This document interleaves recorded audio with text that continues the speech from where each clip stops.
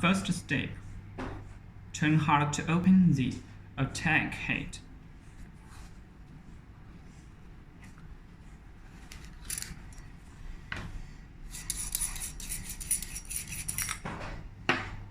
The second step,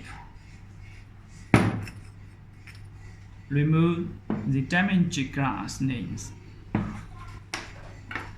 The third step,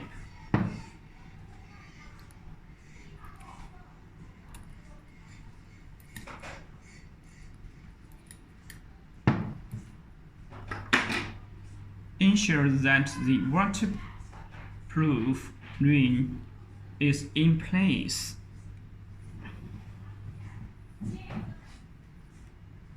Then install the new glass nails.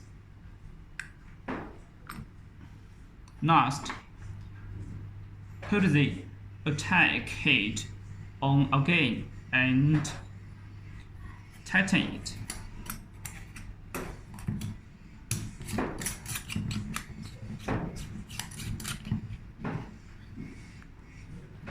Okay.